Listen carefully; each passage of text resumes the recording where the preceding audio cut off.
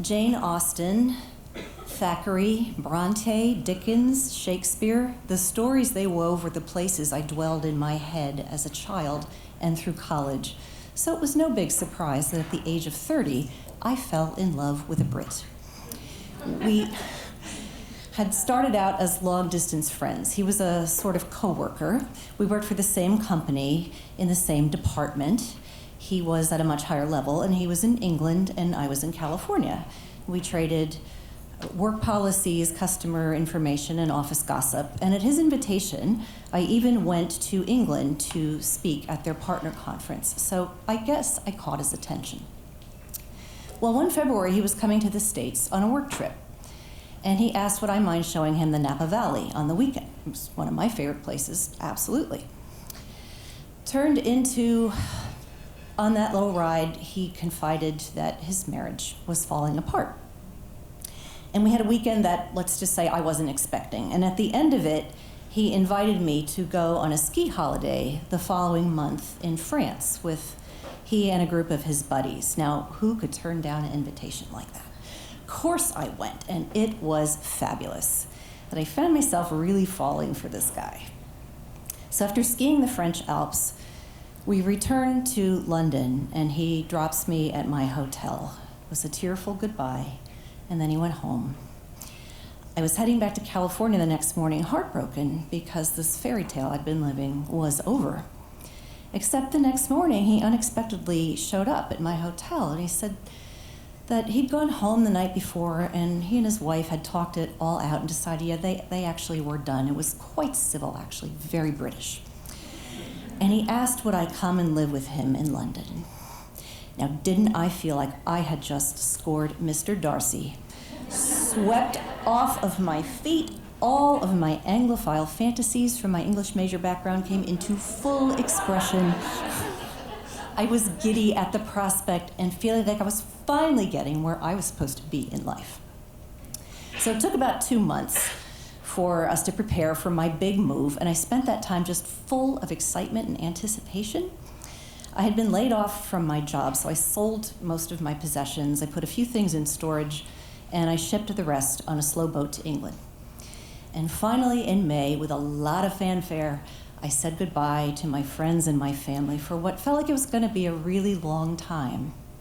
And while leaving them was very hard, I was going to go live in England with a handsome Brit that I adored.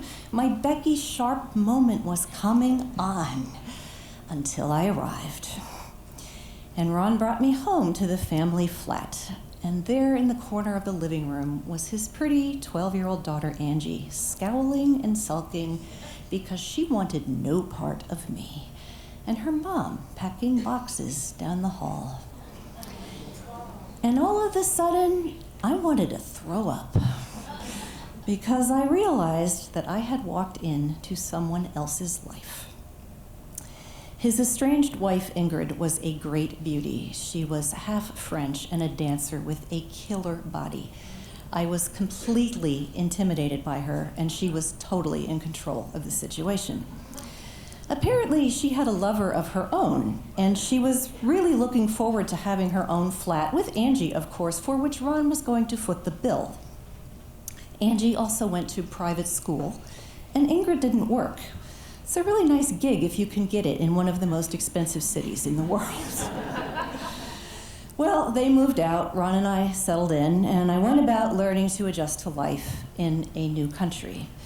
Not having a job and being in a strange land, I filled my days with domestic tasks, which was not my natural calling, and with playing tourist, which was. Ron worked ridiculous hours, and so I spent a lot of my time alone, just trying to get my footing. I was homesick and broke, but I just loved being in London. Sorry, moment. I loved being in London, and I was trying to build a relationship under some pretty unusual circumstances. And for a couple of months, my little bubble was fun. In July, we took Angie and a friend of hers on a week-long horseback riding holiday in Wales. By then, she had accepted me, and we'd become friends. Ron's parents even came for a couple of days on this trip because they were trying to accept me too. And his mom made me a British holiday roast and a sponge. That was their word for a layer cake. And I was just loving it. I was so in my element. But our cottage lacked a phone. And so Ron was using a nearby payphone to call Ingrid frequently, ostensibly to discuss Angie. Okay. Well, in August, the software company we had both worked for was having a user conference in San Francisco, and he was to attend. I, of course, had stopped working months ago, but I was going to go with him to have a trip home and see friends, and I was just so excited. I couldn't wait. But when I bought my ticket, he stalled, citing scheduling issues. And then when he finally did buy his ticket several weeks later, it was on a different airline. And that felt a little weird, but I thought, well, he's always so busy. I guess he just waited too long and my airline must have been sold out. And I just didn't give it much more thought until the night before we were gonna leave, when he said to me in this very cold, British, matter-of-fact way, "When you go home tomorrow, you're not coming back. So pack what you can and I'll ship you the rest." What? Excuse me? I don't understand. We'd been friends for several years. I trusted this man completely. I'd given up everything for him, and he was tossing me out like the rubbish without so much as a conversation about it. As the weight of his words sunk in, I was devastated. I was emotionally crushed. I was deeply humiliated, and I was terrified. No home, no job, no money. I mean, what would I do? My little bubble was irreparably burst, and that urge to throw up came rushing back. So I called a girlfriend in California, and I asked her to come get me at the airport the next day. And then I cried all night. I cried while I packed because the confusion in my mind would not allow for anything else. I was still crying the next morning when the taxi came and took us to Heathrow, and when they dropped me at the entrance for my airline with 7 suitcases, and he went on his way to his airline. I was freaking out through check-in, and the kindly ground clerk held up the entire line to ask me what was wrong and listen to my story. I made it through security, and I had a full-on panic attack as I made the long walk out to Terminal 3 and tried to find my gate. I did make my flight, but I kept sobbing in my seat for a couple of hours, and at one point, this flight attendant comes over, and she kneels down next to me. In an effort to try to make me feel better, she says, "Look, I heard what happened, and I want you to know that once a guy dumped me in a really bad way." But what? What? What? You heard what happened? What do you mean you heard what happened? Who is talking about me?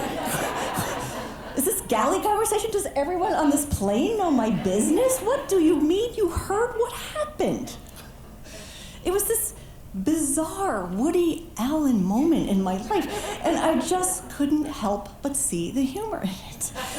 And I stopped crying for a while, and I just looked out the window at the beauty of the fjords below us as I'd headed home and figured out, how am I going to put my life back together? So that winter, I holed up in a cheap basement apartment in the woods that didn't have any heat. I drank a lot of brandy under the covers, and the TV was my best friend. My lowest moment came when I was standing in the unemployment line because I needed money.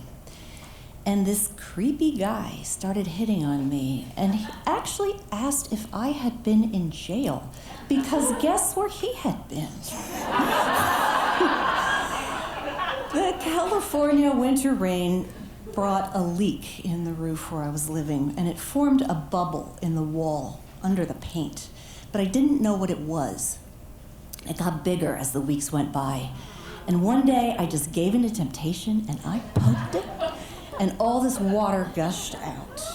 What a metaphor for my life. But the boil had been lanced. Spring finally came, and one day I woke up and I decided that I was just way too young to think that my life was over because of some guy who used me in his losing war with his wife and was basically an asshole. I'd gotten a job, so I moved to a really nice modern apartment in San Francisco that had a view and heat. I was circulating socially again, and while there was still quite a sting from my misadventure, the help of many friends and my belief in my own strength were getting me back on track. The following fall, I met another guy at a party, and more than 20 years later, he's here with me this evening.